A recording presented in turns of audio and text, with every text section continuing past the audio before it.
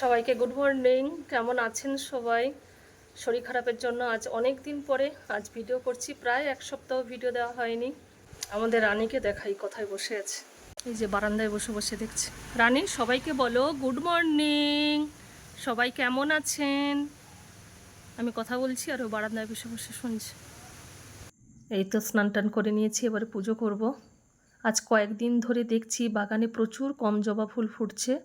প্রত্যেকটা দিন 5-7 রকমের জবা ফুল ফুটতো। আমার তো 1 মাস শরীর খারাপের জন্য গাছগুলোতে একদম ট্রিটমেন্ট করা হয়নি।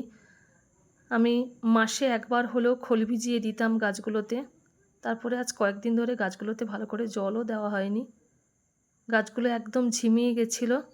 আজকে রাত্রি থেকে তো বৃষ্টি হচ্ছে, বৃষ্টির জল পেয়ে গাছগুলো একটু সতেজ হয়েছে। এখানে দেখছি একটা জবা ফুল ফুটেছে, কত সুন্দর দেখতে। এই ফুলটা ছোট্টর ওপরে, কিন্তু খুব সুন্দর দেখতে।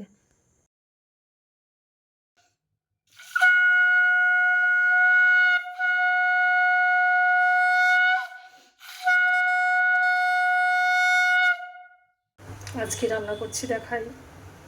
উচ্ছে ভাজা করছি, আলু ফুলকপির তরকারি করব, আর একটা চচ্চড়ি বানাবো। এই যে কপির ডাঁটা, ফুলকপির ডাঁটা, বরবটি, আলু, বেগুন, কচু দিয়ে। এটার থেকে পরিমাণ মতো লঙ্কা গুঁড়ো, পরিমাণ মতো হলুদ গুঁড়ো। আমার মতো কে এরকম কপির ডাঁটাতে চচ্চড়ি খেতে ভালোবাসেন কমেন্ট করে জানাবেন।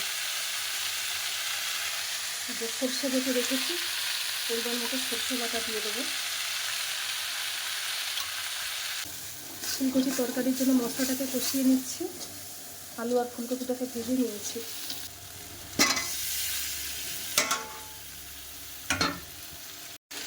আলু আর ফুলকপি কষানো হয়ে গেছে। এপাশে যে গরম জল করে রেখেছিলাম, জলটা দিয়ে দেবো। ভিডিওটি আজ এ পর্যন্তই। আবার পরের ভিডিওতে দেখা হবে। সবাই খুব ভালো থাকবেন। সবাই লাইক, শেয়ার, কমেন্ট আর সাবস্ক্রাইব করে আমার পাশে থাকবেন। সবাইকে টাটা।